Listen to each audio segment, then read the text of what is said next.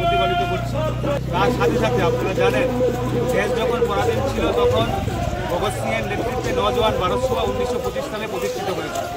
সেই নওজওয়ান ভারত সভার যে আদর্শ, সেই আদর্শকে গ্রহণ করে আমরা ভারতের গণতান্ত্রিক যুব ফেডারেশন চলছি।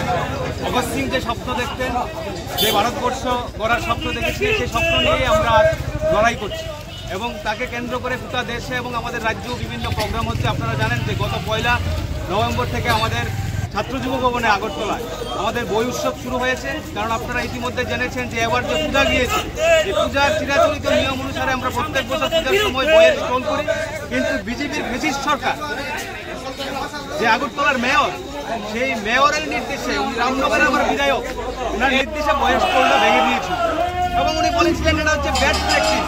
আমরা মনে করি, আমরা বামপন্থীরা মনে করি বিজেপির থেকে এর থেকে বেশি কোনো আমরা আশা করি না। যারা বই উৎসব করবে, যারা বই করবে, তাদেরকে তারা ব্যাড প্র্যাকটিসই বলবে, কিন্তু যারা রেল দিয়ে নেশা সামগ্রী আনবে, যে মন্ত্রী সর্ষের টাকা নেবে, যে উদয়পুর থেকে মির্জা দিনদাহারে একটা মহিলাকে পুড়িয়ে দেবে, এটা তাদের কাছে গুড প্র্যাকটিস। এই ধরনের ন্যাক্কারজনক ঘটনার বিরুদ্ধে আমরা এইবার অভিনব এই কর্মসূচি নিয়েছি, বই উৎসব। একে কেন্দ্র করে গোটা রাজ্যব্যাপী আমরা বিভিন্ন কর্মসূচি নিয়েছি। আজকে সংগঠনের প্রতিষ্ঠা দিবস। এখন আমরা কমলাসাগর অঞ্চল কমিটির উদ্যোগে আজকে দেবীপুর বাজারে আমরা একটি বর্ণাঢ্য মশাল মিছিল করেছি। মশাল শেষে আমাদের ছোট্ট একটি পথসভা হবে।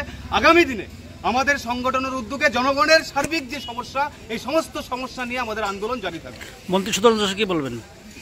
ওনাকে আর কি বলবো, উনি তো সত্য কথাটা বলে দিয়েছেন। ঠাকুর ঘরেকে আমি কলা খাই না, উনার মুখ দিয়ে ফসকে গেছে।